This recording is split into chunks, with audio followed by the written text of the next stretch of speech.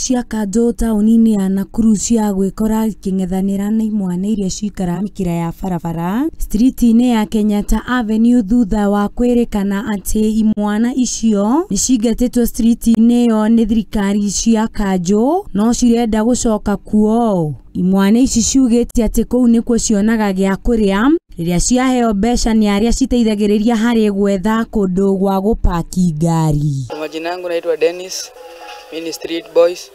Tunakuanga pale Kenyatta Avenue, watu tunapaka magari. Tunakuanga na vijana wengi hapo, watu tunapaka magari. Sasa watu tunaita watu gari kitoka na hii side, tunachukua gari tunapaka. Akitoka anatuachia Kenyatta tuachia.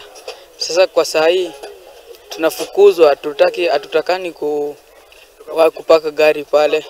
Sasa tunauliza tu kwa usaidizi, tusaidiwe juu pale kupaka hiyo gari. Hiyo kuenda kuombaomba ndio wanatuambia ati tunaibia tu masimu. Sasa hiyo kupaka gari inatupea pesa, tunapata ya chakula. Sasa tunaweza taka tusaidiwe. Waacha kutuambia tusipake juu hiyo ndio inatusaidia napata chakula. Kũringana na mũikarĩri gĩtĩ wa bamĩrĩ ya ciana iria cikaraga mĩkĩra-inĩ ya barabara gũkũ Nakuru, Charles Opio, nĩ atĩ imwana ici citibatie kũingatwo gũtarĩ kũrĩa ciratwarwo amu ona kũrĩa atumia street-inĩ ino mahoyaga andũ mbeca no matinaingatwo. Kwa majina naitwa Charles Opio. Mimi ndio chairman Street Family Nakuru Town. Nilishtuka sana leo asubuhi kitu saa 4. Nikipigiwa simu vijana wetu wa street wana malalamishi. Wanasema wamefukuzwa pale paki. Na hali kuna watu kama wale wa Tanzania wale wa mama wanajaa huko wanaombaomba pesa. Wamenizidi. Wanasema ni kama mimi siwasaidii siwatetei kule mbele na wakaamua sasa wenyewe waende wasevei Kenyatta Avenue ndio sasa warudi wajipange waende kulipisha magari huko 10 20 watoto wale wadogo waweze kupata kwa sababu ni vijana pia wako na mabibi zao hapa. Na mabibi zao wanategemea nani? Mabwana zao. So kwenye walikuwa wanasema kwenye walikuwa kipatanga hiyo 10 20 na mikate ya kukula walikuwa kipewa na watu. Sasa wanasema watasikiza mtu.